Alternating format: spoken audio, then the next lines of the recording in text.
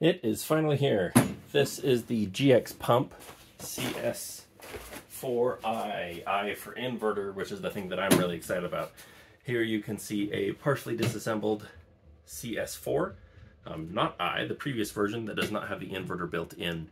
So what we're going to be doing today is looking at some of the major differences. We're going to do a quick little teardown of this one, just so that you can see what the difference is in case you ever have to do something like replace a burst disc or do any kind of troubleshooting, which I've never had to do for this. This is actually the first time I've taken it apart. And then I will give you my thoughts on this, on ownership so far. So key differences, looking at these. There are a few differences on the front. You can see some of the controls are in a different spot. The hose hookup for this one is on the side, and this one it's on the front, right next to your bleed valve, which is here, more or less the same spot. Your buttons are up here on the top instead of on the sides. Your switch is right here at the top, and where this is an on-off switch because you have to run off an inverter. This is a DC off or AC switch because the inverter is built in down here, and that accounts for the larger size. Something else I really like about this is it has this nice little metal lip that comes out, and I think it just gives a little bit of extra protection to your controls here, especially this hose hookup so it doesn't get hit. Everything else is essentially the same. You do have better carrying handles here on top, which I do really like, good and sturdy, compared to the previous ones where it was just this floppy handle. It was still sturdy, I wasn't worried about it falling off, but just a better handle in my opinion. Now, let's start breaking it down. These do have a fair amount of screws on them, so feel free to speed this up, but I am going to be talking about these just a little bit in the evolution of these pumps that I've seen over the last few years while I disassemble it.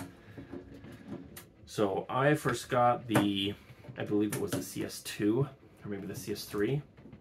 That was the pump before these. All the other pumps that I've had have been air-cooled. These are the first liquid-cooled ones, which I'm really a fan of. The liquid cooling makes them significantly quieter and also makes it so they can operate for much larger periods of time. So if you wanted to be running, say, filling up a larger air tank, then you would definitely want water cooled. It can run for, I believe the runtime on this is 5 hours, which really is quite phenomenal. Okay, let me go grab my other wrench.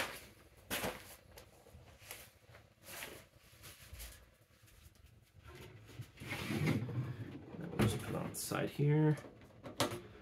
Assembly is not bad. It has the steel case around it, and this is fairly thick steel. It looks to be probably, I don't know, maybe a 1/16 inch. The reason why I like having steel on these is because some of the earlier compressors, notably the Yonghangs, were occasionally known to explode. Now, I never saw that personally. That is just stuff that I have heard from other people who own them, but I just like the idea of having a steel case around my extremely high pressure pump because, you know, sometimes stuff happens. So let's pull this off. Oh, we might be, oh, it's the bleed valve or the burst disc. There we go. All right, now we've got the guts. Let's compare these two internally. This is the first time I've had the cover off them both, so it'll be interesting. Let's see, I'm going to line these up a little bit better for you. Camera. These cables out of the way. Also, as a note, they say to use either pH neutral coolant or water, distilled water. I would just go with distilled water because it's almost impossible to find pH neutral coolant, just as a note. Okay, so from this side, everything looks almost the exact same. The engines look to be about the same. You have about the same cylinder. This one, it looks like, has some kind of heat sink around it, which is different. This one obviously has the inverter right here, and the motor board is, or controller board, PCB, whatever, is here in the middle, whereas on this one it's right here on the edge. Same hoses. These do also appear to be standard fitting hoses, which is really nice in case you ever have to replace them. That's incredible and definitely the way to do it.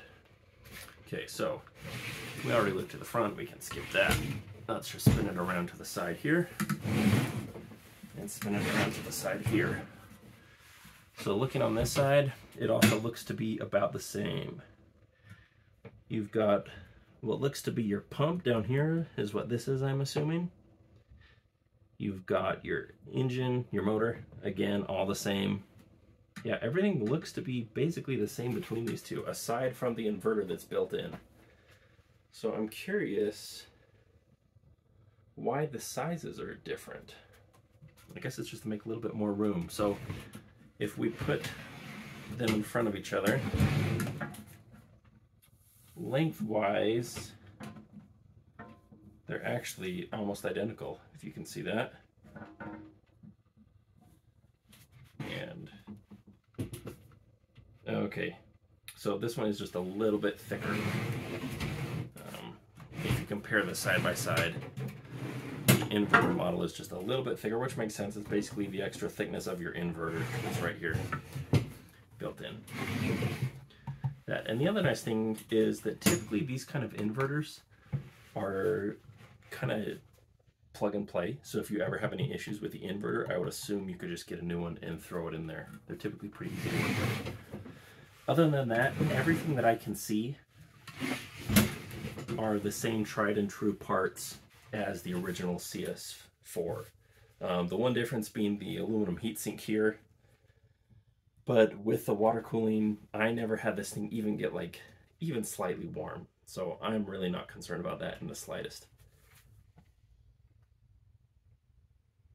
Yeah, I've not seen any other differences besides what I've already talked about. Everything looked the same, good brass fittings. Of course, you've got your burst disc right here, whereas on this one, your burst disc, you've got one on top. You also have another one on top here, and then your grease pot that you turn every, what was it, like 10 or 100 hours. So you can remove this and fill it up with grease if you ever get past the 10 turns. So what is it, like, it'd be either 100 or 1,000 hours. So I wouldn't expect that. But there you have it. Differences between them are not big, and it really is just this inverter. Which, again, I'm pretty sure if you ever had any issues with it, either they would just send you a new one. Whenever I've had issues with my compressors from GX, they've always just sent them to me. Sent me new parts. But I'm sure you could find one aftermarket. The one time I did lose a part, the old bleed screws used to have a little ball bearing in the front. Now you can see they just have a little point. Hopefully the camera's focusing on that. They just have a little point there, and that will cut it off. But the old ones had a bleed valve, or a little ball bearing in there that would close the pressure off. And that's what actually held the pressure. And so I opened mine all the way once, and that fell out when I lost it. And I just contacted them, and they sent me a new screw and ball bearing and all that. So they were great to work with. So reassembly is super easy. Just fit this back over. I'm going to turn around so you can see how it fits over that burst disc on this side. Okay, so there's your burst disc. That's the only thing that sticks out, really. So when you put this on, get it over, and then lift it up with your hand a little bit.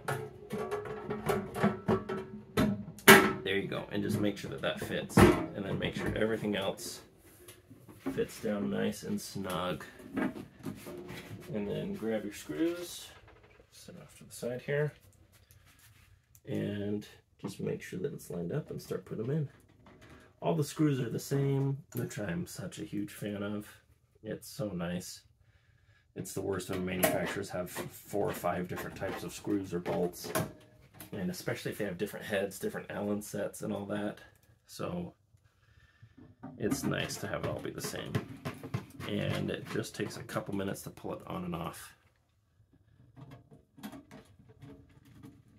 So again, I don't expect the average user to ever even have to open this.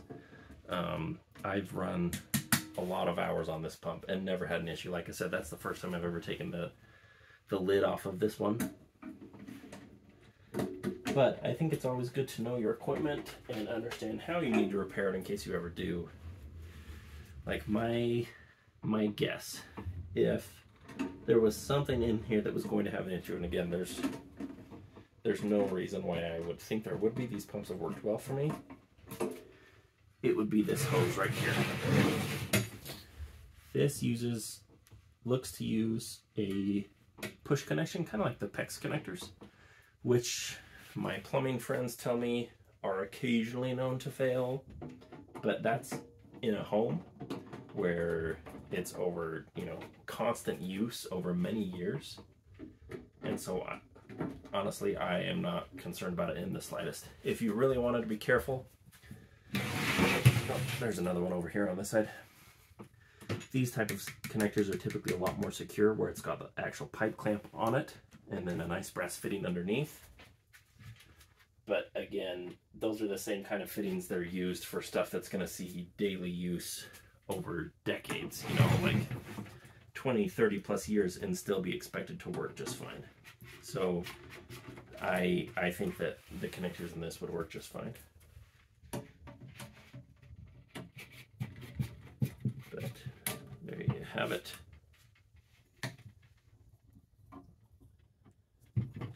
There's one more here. So overall, there's my thoughts. I think this is the best pump on the market that I'm aware of, at least.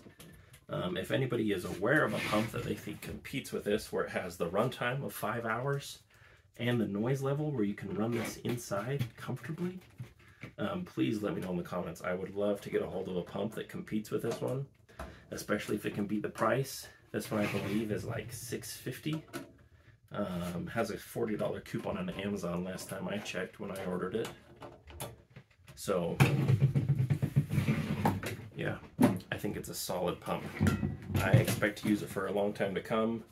I'm hoping to get some good air tanks on the channel soon that I can show you guys this filling up. So if anybody has any leads on air tanks, let me know. But otherwise, I'm going to be rocking this pump.